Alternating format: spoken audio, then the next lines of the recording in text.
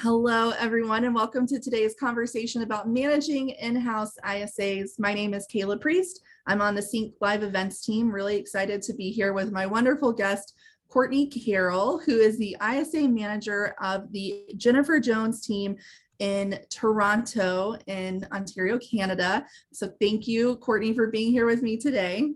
Thanks for having me.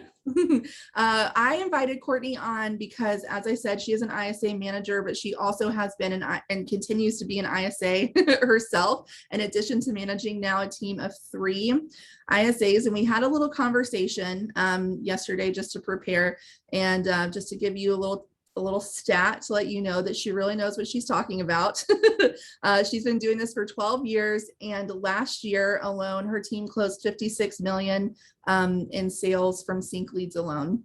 So this is someone who really knows her stuff, has walked the walk, and now helps others do that as well. So I'm really excited to kind of pick her brain a little bit today about how she manages her ISA team. And then, of course, she's open to answering your questions as well. So if you want to put those in either the chat or the Q&A, if you're here with us live today, we would love for you to do that. So first, give me just a little bit of background on how you got into real estate and how you became an ISA, and then how that morphed into now you managing this team of ISAs. Okay, amazing. Thanks for having me. So I've been a real estate agent for 12 years, in and around there. I guess about 5 years ago, after I had my second kid, I just was sort of exhausted about all of the showings and evenings and weekends and on call. So anyways, I had done a few deals with Jen, who's now the Jennifer Jones team, and just kind of position this idea, like, what if I just call and book you appointments, and I'll just take commission, and if nothing happens, then nothing. So she was all on board. That was great. I started just doing the just listed, just solds probably for almost a year. And then we took over, she had CINC for the agents on her team. And then I took over that, I guess, summer 2018. It was supposed to just be part-time. And now it has morphed into like its own bloodline of the team, which is amazing. And as I said, there's 3 other ISAs that are on the team. I do it full time. Our agents dial, so it's about 20% of the business that comes into our team. So awesome. So you're setting appointments that lead to 20% of your business. Yeah, about 20% of the team's deals. Yeah. Awesome. That's very cool. So then the rest are coming from like referrals or past clients or your agent sphere sort of. Yeah, exactly. And we have a pretty solid, can get rid of that, Courtney. Sorry. We have a pretty solid presence in our town. So like in the town where we originally started. So we get a lot there as well. Awesome. So, okay, we get a lot of questions at CINC University and then on my other webinars about, well, if my agents are going to call, do I really need an ISA, or how should I handle that? So let's kind of talk a little bit about the workflow or kind of the process of how you work it, because I think a lot of people kind of struggle to see how an ISA can work alongside an agent and maybe make sure that people aren't getting too many calls, or there aren't being, quote unquote, bothered or whatever. So tell me, do you have leads that come in directly to your ISAs and they call first? Are you doing round robin? Like what does that process look like? Yeah. And we've been growing. So I can tell you sort of where we started and then, what we've morphed to. At the beginning, everything we switched it all over. So it would just come through me first. And so I would be calling, and agents really weren't calling and didn't have CINC duty, and I handled everything and just booked their appointments. That was their only interaction with the CINC leads, would be after an appointment got booked. We've grown to the agents or ISAs still calling them, and we keep calling them 3 times a day for the first 7 days of their life. And then up to 14 days, it kind of varies, just depends how busy things are. After that, we load those on into a dialing system where newer agents or agents who are trying to grow their database will call and prospect. So we're our main focus. We have, the two focus, the ones that you're nurturing once you've contacted, but the new leads, we keep those and then we move them over to that. Also, as we've grown and we've increased our budgets, the agents can get CINC duty. So they'll like evenings and weekends. We'll have one agent who is assigned to a time block. If it's from 4 till 8:30, then they're responsible for calling any of the new leads that come in during that time block. And then again, we take them back. Because we have those great processes in play where we're dialing those 3 times a day, it's way better to have someone who's designated for that, because agents love to think that they're going to call religiously on a new lead. It's not going to happen. So we found the best success. You have it, and if you don't get them right away, call a couple times at night, then we just take it back in the morning. It stays in our database until we move it over for the agents to prospect from. Okay, so essentially then ISAs kind of get the first crack at it unless it's a night or a weekend, and then you kind of have that assigned time. How do you share those calling assignments with people? What's that process look like? So people, both the ISAs and the agents, know what's expected of them, that they should be calling between what times and what days, and who should they be calling? How does that work for y'all? Like for the CINC shifts, then those ones we have a sign up at like the middle. Like tomorrow we'll post the sign up for July. We have a lot of agents now, so that's why we've added on those shifts, because everyone wanted them. Before it was a little trickier to get those filled. Right. We put it on for the following month, and we use like a Trello board. So you can just visually, they can add themselves on to which shifts they want to take for the following month. So that's how they know which ones they're going to have.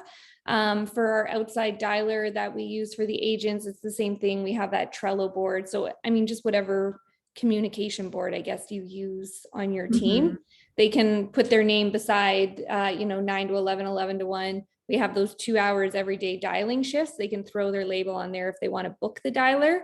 And then also I export lists all the time. If the dialer is double booked up, then we'll send them that way. So awesome. That's how that's delegated, I guess. Yeah, and just in case you're watching and you're like, I don't know what Trello is, or I don't have that. Trello is like a project management type of system. Yeah. You can use Google Survey. They have sign up, and that's great. Or Sign Up Genius is another thing that I have seen people use, just to give you some other options. Perfect. Yeah. Or I was going to say, like, we became way more virtual. The last couple of years is so weird with COVID for us, right? Because otherwise, like a whiteboard in an office would also, like, doesn't have to be fancy. That's just where everything has gone as far as our team organization. So awesome. So last week we talked about how to actually, decide if it now is the right time to have an ISA. And we talked about how to find them and some interview tips as well. So I don't want to talk a ton on that today, since we did have so much information last week, but I do think it's helpful for us to talk about, you've got a team of 3 ISAs right now. I think you mentioned that you're possibly adding more pretty soon. So tell me kind of what you're looking for when you're hiring an ISA, and maybe how you found, briefly the ones that you have now. Yeah, so we have a mix. I was kind of dabbling on this idea, and it's not just moms. So when I say that, for me, what's made me come into and wanting this role is that idea of being an agent, and yet being able to like box in my availability and being home for bus time. So we have a few ISAs. The ones I found for most successful were very career driven. They just didn't want to do that before and after care for their kids. And so for her, she loves that she can do a vast majority during school hours, and then also logs in, at nighttime and does those calls, but you're home. So you're like home and just kind of in the kitchen doing a side thing. So that's been really great. Personality wise, having someone who's, you'd want like those high Ds and not too much, though. They need to be able to be structured and follow rules. That's the ones I found most challenging. when they don't. So I guess those would be like low C's or low S's if you do those DISC profiles. And then also the high I's, like they have to be able to have those caring conversations. That's not my strength. I'm able to adjust to it. It's funny when I sit in a room with other ones who are very high I personalities, they have like 25-minute conversations. They know everything. And then when they call back, it's like, oh, how's Mabel? And like, they love those conversations, and those are really great for nurturing leads. You just have, they can't be too much of it, because otherwise they get carried away in those conversations and they're not as good at routine, where you really have to be strategic with your time too. We talked a little like a hairdressers. Someone else had said it, and when they said it, I'm like, that is so true. They're really great at having personalities. Your career can't be that long. Like you're on your feet. It's very physical and strenuous. So if someone's been a hairdresser or stylist, I don't know what the right term is, for 10 years, they've been managing their own business. They have their own books. They have to like remember things and keep notes and like make small talk. It's like a perfect personality. And realistically, you don't want to do that for 25 years. So that's a really good, if you have a good hairstylist who you like, and they've been doing it for 10 years, they're looking for a new career. So that's a good person to grab. They're going to have good work ethic, and they'd be a good mix. So for the people that you're looking to bring on, where are you advertising to find those people? So I tried the last round of hiring I actually did just like a Facebook post, and I was trying to attract agents who were licensed or who were looking for licensing, that were maybe looking to retire or down, like, just turn it down a little bit. And then also, as I was saying, like if they're, maybe they just had kids, maybe they're on mat leave. And I was trying that to get around. We have a lot of different RICO rules, like our real estate counseling rules, where you can only have a limited amount of a conversation if you're not licensed. So I have had some roadblocks on that, and I was trying to overcome them. And then from that, I did get two new ISAs, one who has started, who is ready to be more of an agent now that she thought she was ready to leave and isn't, which is great. And we're excited for her. And then another one who is going to start. And that was just through that. In the past, it's been like Indeed, word of mouth too. We've got the majority through like friends of friends, friends of agents on the teams and things like that. Yeah, that makes sense. All right. So we've kind of talked about how you schedule them and how they were able to schedule themselves, how you found them. So tell me what you think, kind of, if someone's watching this and they're thinking this all sounds great, but I don't really know how to manage the day to day. I don't know how much time it's going to take me. I don't know what to focus on. Maybe like they want to take the plunge to start working with an in-house ISA, but they just don't know exactly where to start. We've got last week's where we can kind of help you start to find people. But tell me, once they're on the team, what are some things that you would recommend that they start with? For example, just to kind of start you off, I know yesterday we talked about you putting together your handbook. So what are just like 2 or 3 tips you can give for someone that's starting to work with an in-house ISA for the first time? Yeah. So when they're getting started, I try to make it, because it's going to be a different personality for someone who can just sit and have phone calls and be disciplined and then actually do it. So the first month of their like life, I guess, or like their first month with you, is for sure that scripting. We've tried a million ones. The CINC script is like the best script going. I didn't ask her to say that. I get $10 every time I say it. So the CINC script is amazing. So going through that CINC script, I've like simplified it to, I export when you can export those leads.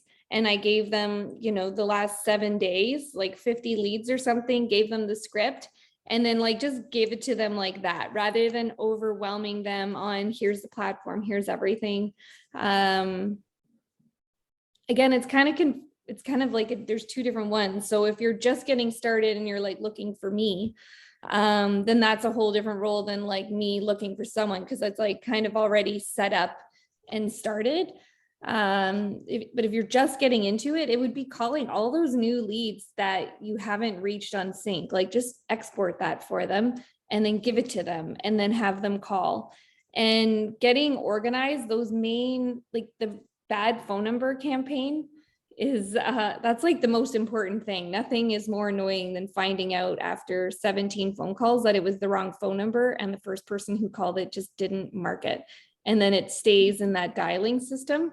So if you were going to give them instruction, here's 100 phone numbers, call them, say this to them, and then just tell me, was it a wrong phone number? Did you talk to them and like, what did they say?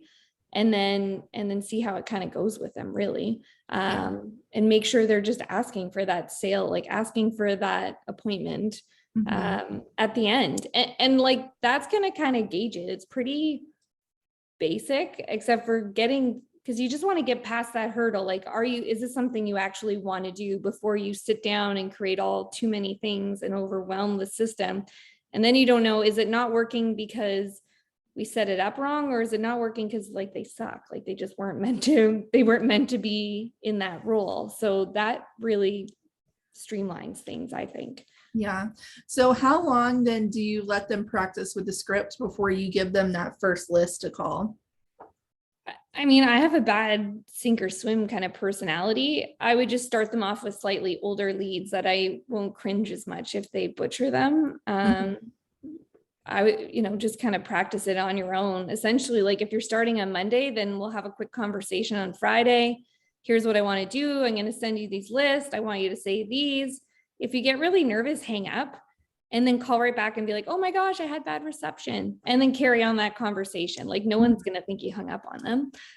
So that's always just my like word of advice. And like, no one dies from a bad phone call. And so just do it, right? Which is great if you have the right person. If you have somebody who like needs too much, then working with me isn't great, because I'm very like, here's kind of what I'm looking for, and can you just do that? And then so you're like looking for someone that's a little self-sufficient. Yeah. And not too much. Like I love when they ask questions. So we always do like those end of the week follow-ups, like, or as the day goes on too, like lots of times Ashley or any of the ones will call and be like, I'm hearing this objection. This is what I'm saying. And, how would you have handled that? And then we kind of just role play out as long as you want to be in touch with them, but it's their business, right? It's essentially too. Yeah, but I do know that you do weekly trainings for both agents and the ISAs. So can you tell me a little bit about that? Yeah, so I run the training. I think we have like 37 agents right now. We do, and this has started, I guess, 2 years with COVID, essentially. Monday to Friday Zoom call, try to keep them around 15 minutes. Sometimes they go up to 30. Monday to Friday, 8:30 in the morning. Monday morning, we go over like market stats. What are we seeing? How many houses have come up? We cover a lot of areas. So we're going through, what are we seeing? Days on market, sales. It used to be like multiple Mondays because everyone would have been in 1,000 multiple offers over the weekend. So just kind of what we see is happening is on Monday. Tuesday and Thursday, we do script practice. We go through a different script every week. I kind of just pick the program, either just if it's like a cycle we're going through, or, we're hearing a lot more of objections about people not getting pre-approved. So, that's what our focus is this week, is our pre-approval script. Because, there's nothing more annoying than putting an offer and then you have to do a finance for 10 days. So Tuesday and Thursday are unscripting. Wednesday, we go through different tips and tricks. Our senior agents are, saying, if they have certain topics. Newer agents are saying, I have this question, or it can vary from anywhere. And then also we get a lot of guest speakers. If it's like our lawyers in who are talking about different clauses, home inspectors, things like that, that's on Wednesday. And then Fridays, we always circle in on our commitments for the week. So agents and ISAs, whatever they committed to, we used to talk about it on Monday, but we have too much now. So they post on our like Facebook, like our private Facebook group. And then it's like, you know, what did you say you would do? Did you do it? What got in the way? And could you have done something, you know, to have made it happen? So then ISAs are all part of that as well. Awesome. So even though you kind of do a trial by fire, there is that ongoing training, and you are really a presence day to day, available for questions, but also in that training. 100%. Yeah. Yeah. Okay. Perfect. I want to make sure that people really understand the time commitment that's needed to really properly manage, you know, a Big team. time. Yeah. ISAs. For sure. Especially like, I mean, at the beginning, 100%, you want to be able to like pivot fast when, you know, if someone's having 100 conversations and they haven't booked anything, well, like you really want to figure out what are they saying. I know a lot of people do the recordings, record and then listen back on theirs. Like, to be honest, I haven't done it. Again, I mean, COVID's 2 years, so that's kind of a bad excuse. The first couple of years was always like we were all in the same room. So Right. it'd be able to just sit and like listen, and then they'd hang up the phone. I'd be like, okay, that was great. And it was really long. And you should have asked these types of questions, you know, beforehand, or it was easier to give that feedback. We also do live dialing 2 hours a week, and then in the mornings also. So it'll be like just hopping on Zoom for a couple hours and making phone calls. It's good, like camaraderie. The agents hop on as well, but you can kind of just listen to each other. That's cool. I like that. Yeah. Okay. So, when you are doing those trainings and you're, you know, kind of sharing your knowledge, and you're open throughout the day, is there any other sort of training on CINC that you do? Like, are your ISAs taking notes in CINC and you know, setting a point? Like, how are they kind of putting what they learn on these phone calls into the system? Like, you mean like their conversations or Mhm. okay, yeah, then for sure everyone is using the CINC platform and then saving our notes.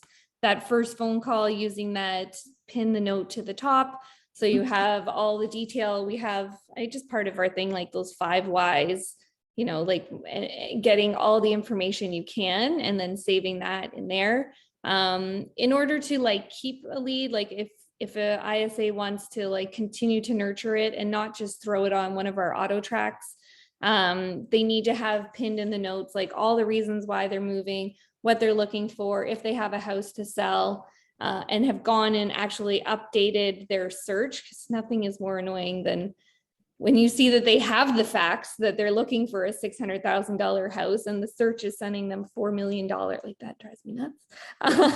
So I've gone through and actually updated that search, so it's sending them all the right properties. Then they also need to like follow all the different follow-ups and stuff like that. So that's all happening inside CINC. Awesome. And so that's part of then the ongoing training that they're getting, and a really initial training after they kind of prove that they can handle the phone calls. Yeah. And then I still like, I found like I was doing more blanket statements, and especially with agents, if you're having agents who are doing like dabbling in your system, like I run a pretty tight ship with everything, like with the labels, everything has a purpose. So if agents are going in it, I was doing like, don't forget everybody. Now I'm just doing that like text message, like, hey, I noticed you were on CINC duty.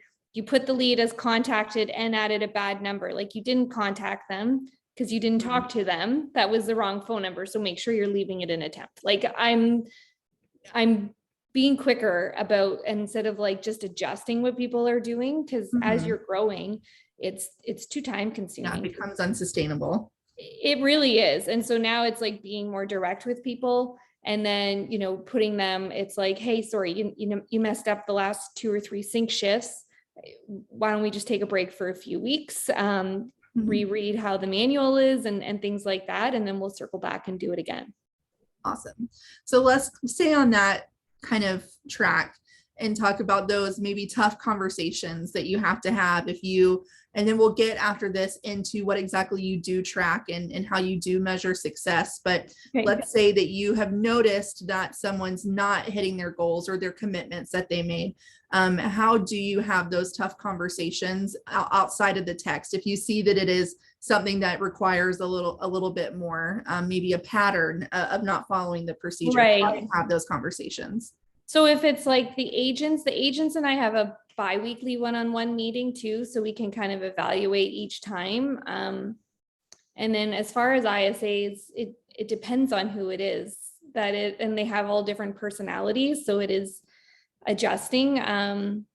I tend to be more like D and abrasive with things. So I have worked on this, and embracing like I have feelings. And so it's like, hey, are you having a hard time? How are things at home? Like, what are you feeling like you could improve? Why the change in your performance? So it's having those, I guess, asking more questions and like leading them to discovering what's happening. And also same with the people that it's like, hey, the first 30 days, you didn't really get that many phone calls done and the conversations you had didn't go anywhere. Like, do you feel like this is a fit? Like, I don't want to do something if you don't really like it. Right. Yeah. So they're not always easy. It's just, it is what it is. Right. Mm-hmm. But not necessarily saying like, you're 30 days in, nothing's really happening. Like, I don't think this is working out. How long do you give someone to get up to speed before you're saying, I don't think this is the right fit? So up just like, I don't give them forever, right? Like but it's the first 30 days, it's having that like real conversation with them. Like they get paid. I mean, they get paid good hourly and they get commission. So it's like, you're not here though necessarily for the hourly. And if you are, then you're not the right person for the role. Right. So after those 30 days, it's like, you haven't really gone anywhere. Do you really want to do this? And if you do, I'm just going to need you to, on your own time, maybe do a little bit more training, watching these videos. I'll listen to you some more. They're just going to have to want it more than I do to stay. Otherwise it's like, you know what I mean? Then it's, you don't want to keep doing it. If they really want to do it though, then I'm all for it, to continue to invest that time and money into them. But 30 days, like after 30 days, that's like a gut check, because almost all, they're not necessarily going to have booked anything or sold anything in the first 30 days. Even the really great ones are going to take a few months to get up and running and performing.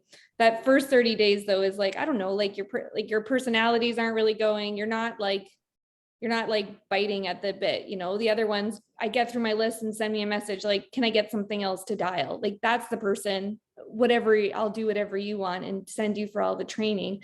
But the people who just take the list and then that's all they want to do for the day, it's like, well, we're not going to go anywhere. So yeah, that makes sense. Yeah. So tell me about then what you are tracking for them. I know when we did our kind of pre-call to get ready, you told me about this spreadsheet where you're tracking lots of conversion numbers. So tell me, before we dive into the spreadsheet, because I think everyone will be really interested to know all you track. Just tell me on the basics, what you are expecting of your ISAs. Is it a certain number of calls, a certain number of appointments? What do you track, and what's most important for you to know about their productivity? Right. So that's a pretty loaded question. If they do a 4 or 5 hour shift, I would expect like a 200 phone calls. So I would say I would expect somebody who is 20 to 25 hours a week to have had 1,000 phone calls that week. Because their phone calls are going to be a mix of, new leads that don't, attempted contact, where you could blow through 50 of those in 30 minutes. And then they're also going to have a whole bunch of follow-up phone calls. So that's pretty much where that average ends up over in a week. Because some days on, Tuesday, everyone is going to pick up and you're going to get through like 12 phone calls in 3 hours and be like, what have I done today? Right. And then other days, they don't answer and you could blow through 400 or 500 phone calls in a shift. So that's probably where someone who is the 20, 25 hours, they would be 1,000.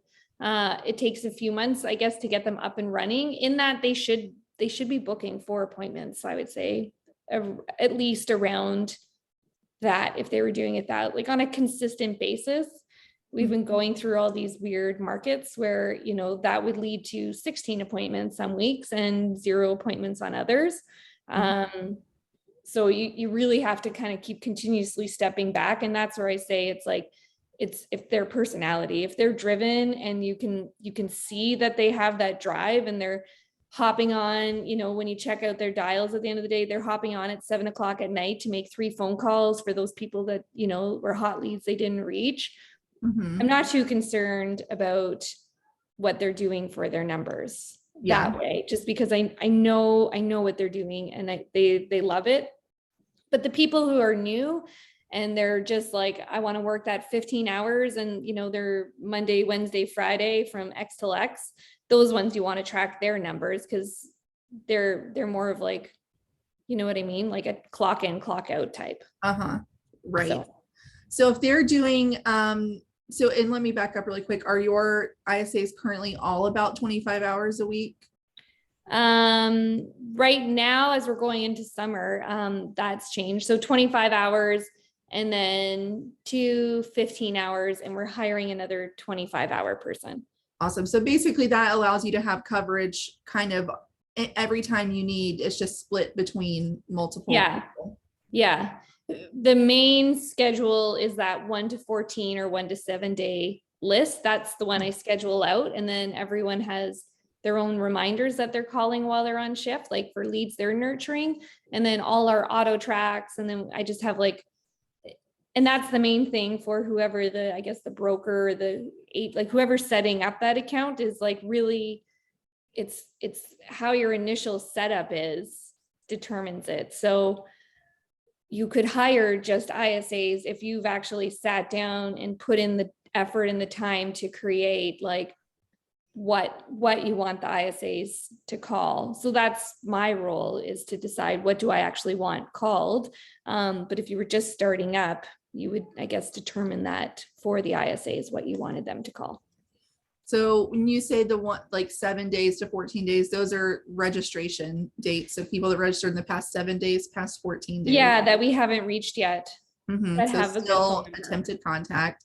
And then they're also calling any of those automatic reminders that come with your auto tracks. And so you've set up the auto tracks that the way you want them to be. Yeah. And then they're also doing nurture calls. And for that, they are paid hourly. And then how do you commission on the closings that their appointments lead to? And they also get 10% commission on any closed deals when the deal closes. Now, does that matter if they're licensed versus not? Is it just the same across the board? It is ish. Yes. It was kind of Okay. So again, and I said this in our one last week, different regulations and different locations. So it would be impossible for me to say, if you're here, do this, if you're here, do that. Yeah. Every state you might need to have an ISA be commissioned to get be licensed to get a commission. You may be able to call it a bonus.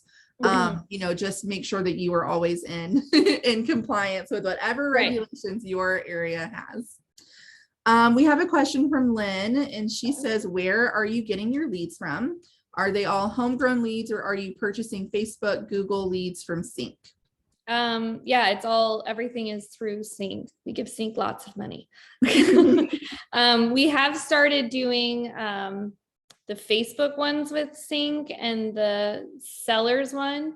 Yeah. And I was wrong, which rarely happens, because I didn't feel like the sellers ones were amounting to anything, and they're significantly more expensive. I just did actually a random test on all those numbers, and they are panning out pretty great. So awesome. Continuing to go with those. And keep in mind too that, you know, a lot of, especially if you're just starting out and you don't want to split your budget up between a whole, you know, a whole bunch of different sources. A lot of your buyer leads are also going to have a house to sell.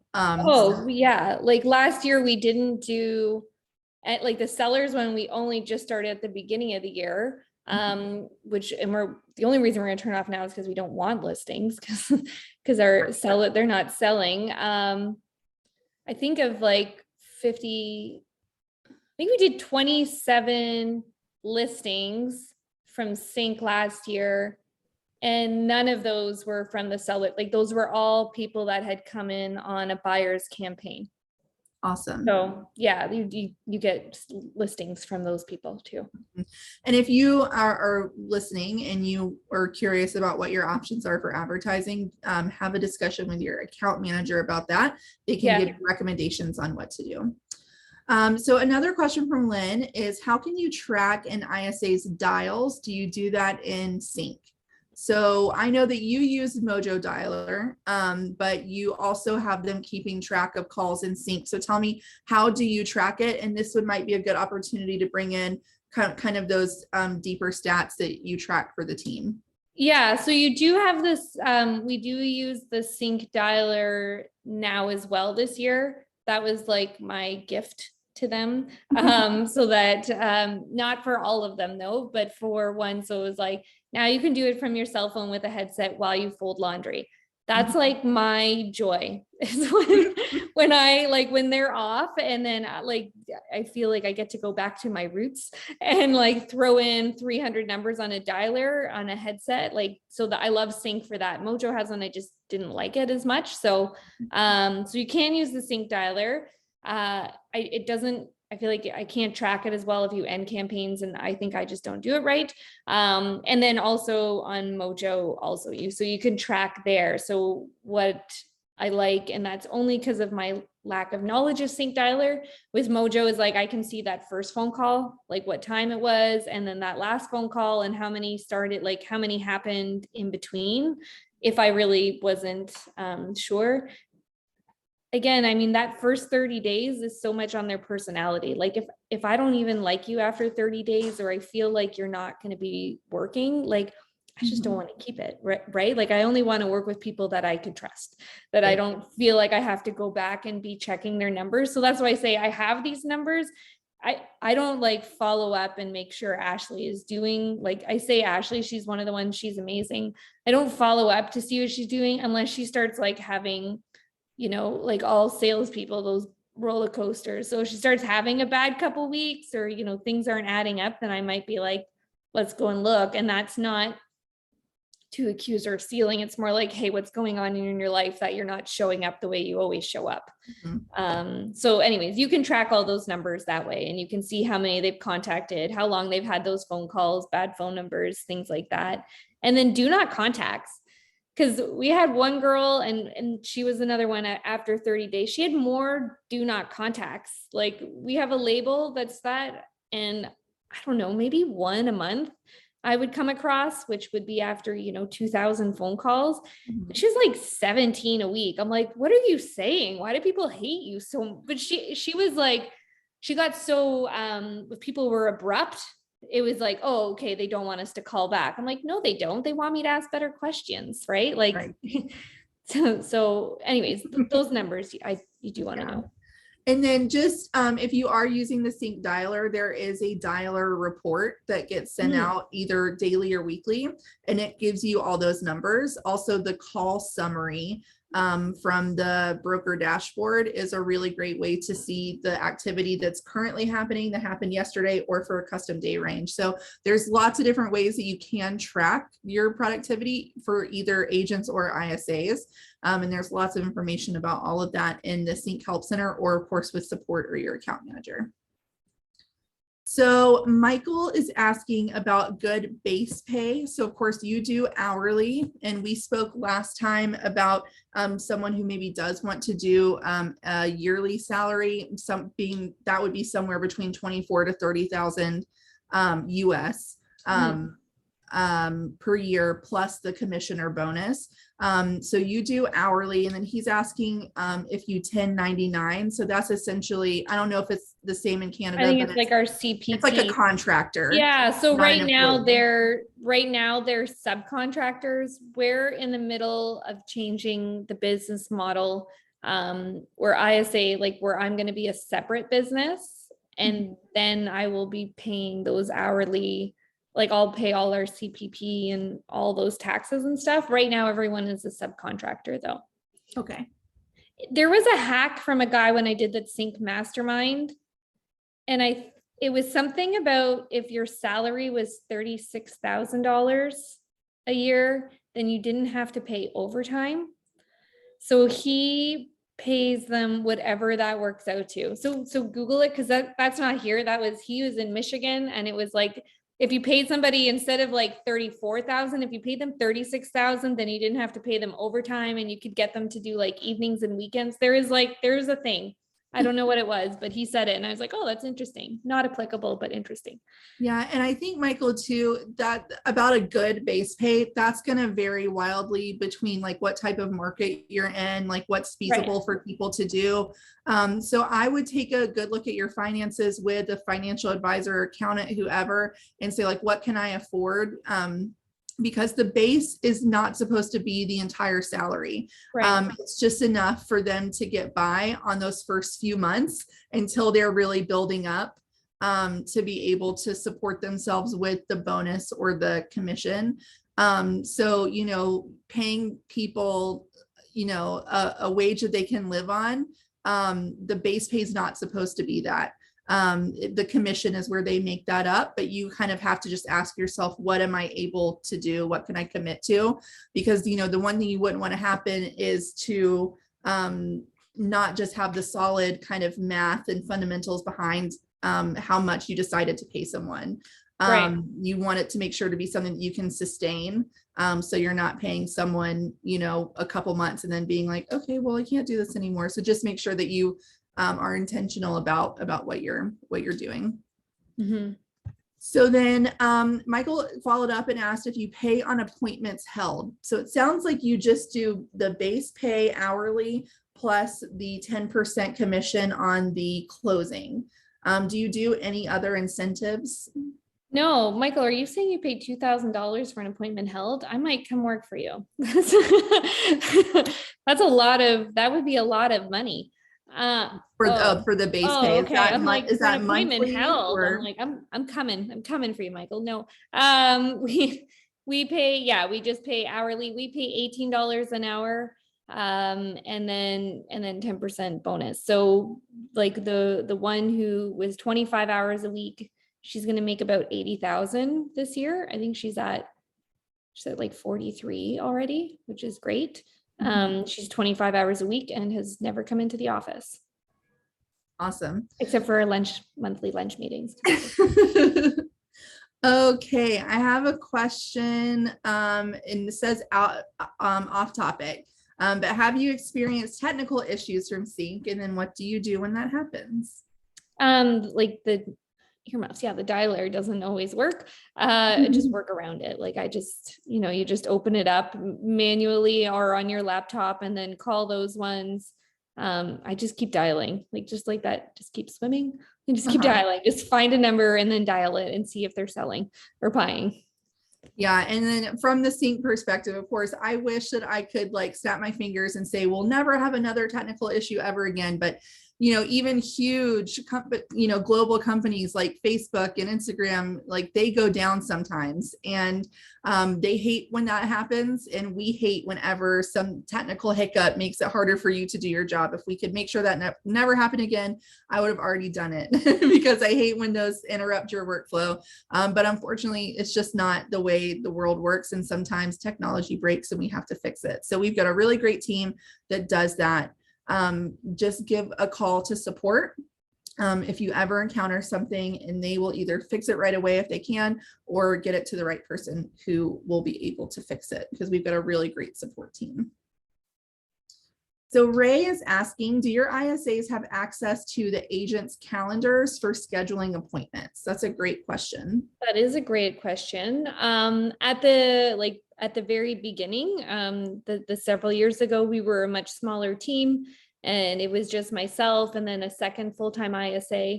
We had it like the agents were responsible for just blocking off, we just had like the Google team calendar.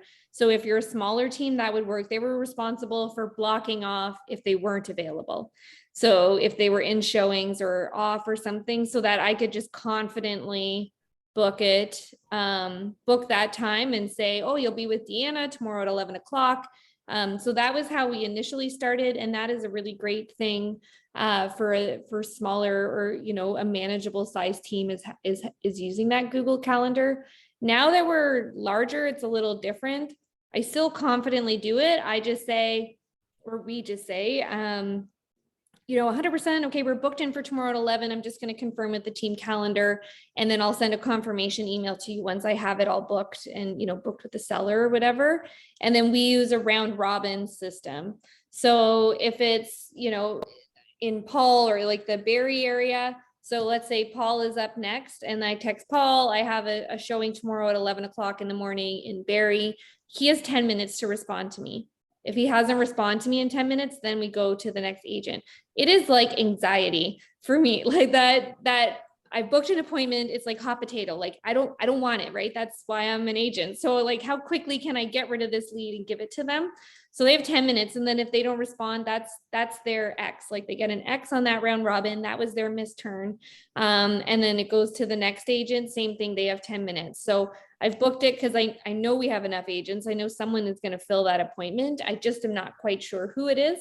So that's how we do those appointments. So smaller team, just have them book off the time on the calendar and they're assumed available otherwise. Once you're larger, then you still just do it and then go through a round robin that way. Awesome. So tell me what kinds of appointments your ISAs are setting. Are they doing like phone follow-ups? Are they doing showings? Are they doing more consultations? What's the goal for them to book?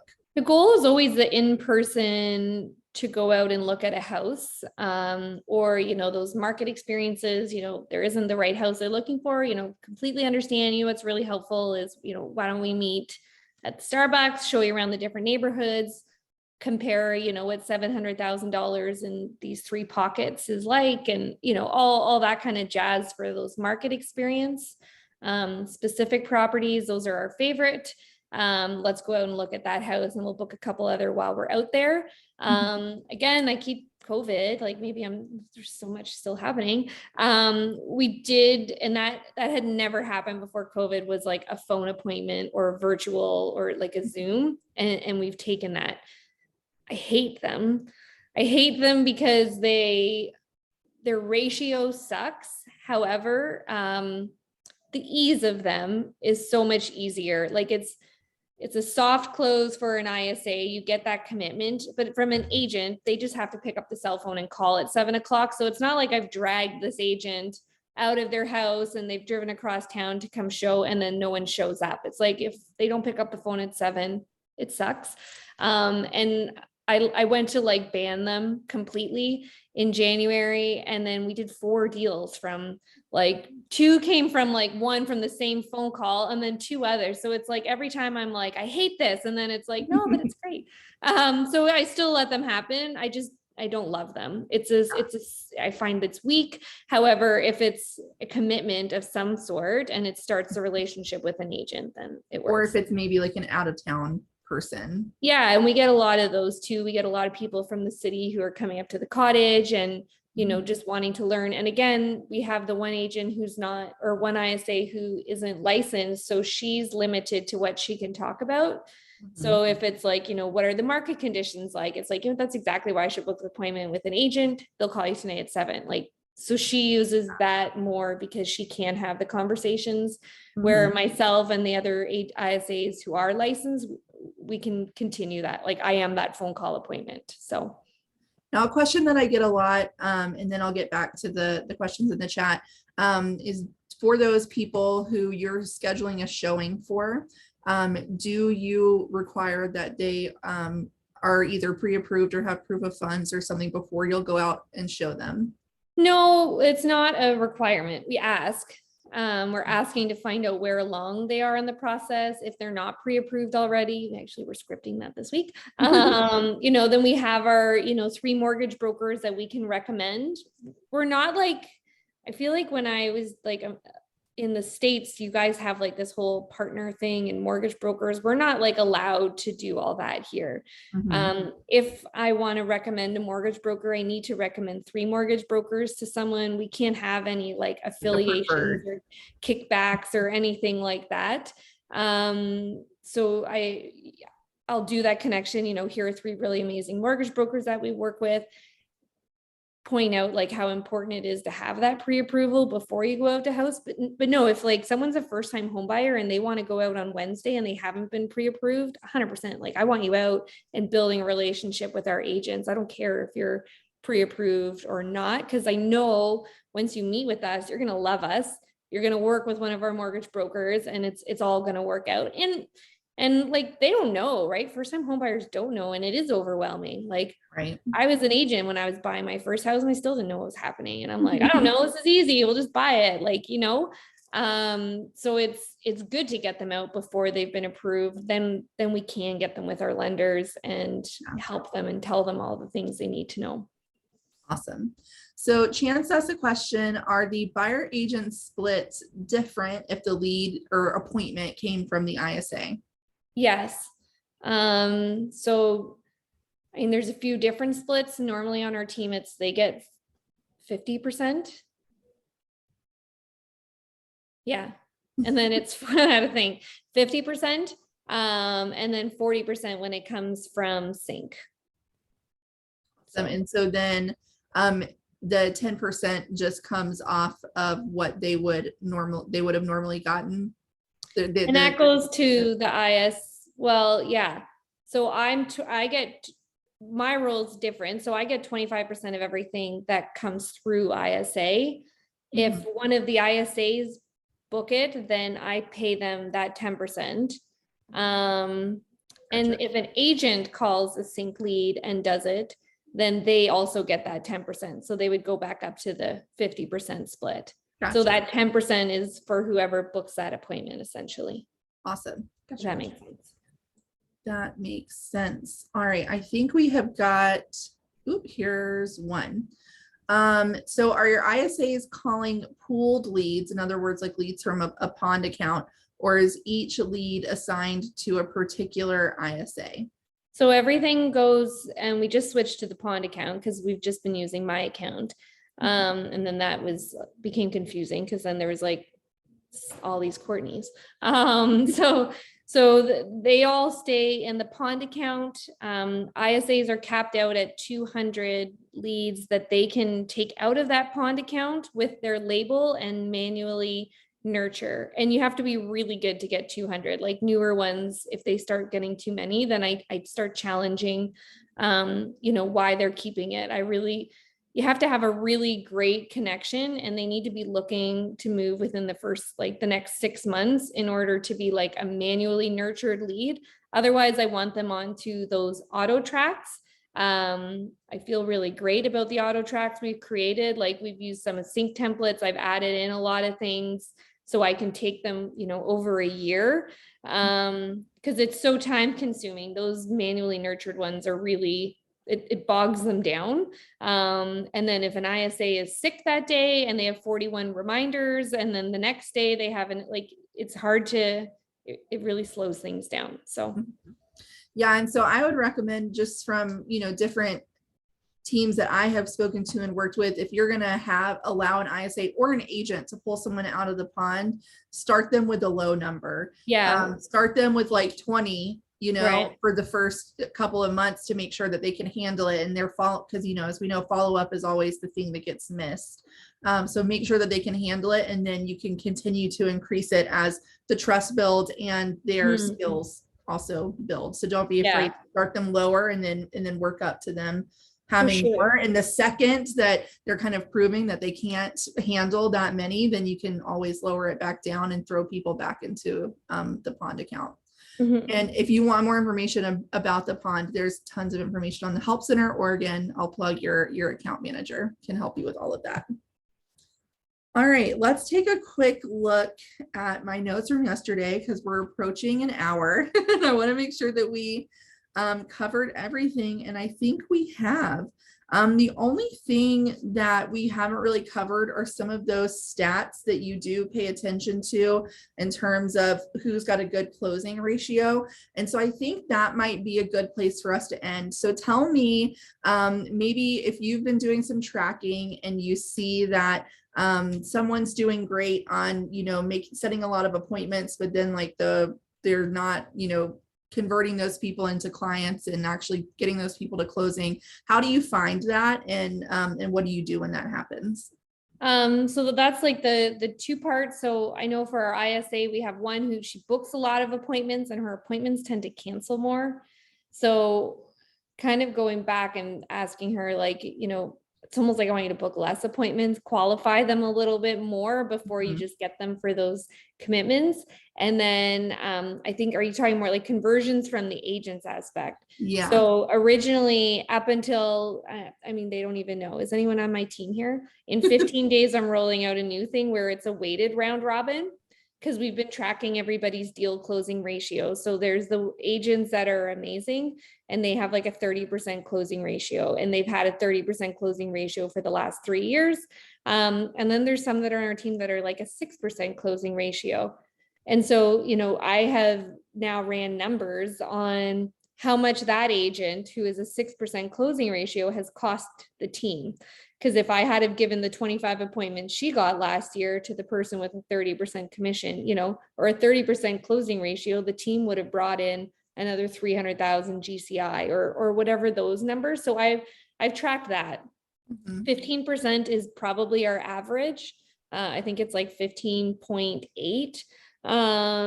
And that'll if include the ISAs set that agent 100 appointments, they would have closed 15. 15 is probably would be the team average for deals, because that's going to include like those cancellations, and a lot of those are going to be long-term nurtures. They're not necessarily like dead deals, they're just deals that haven't happened yet.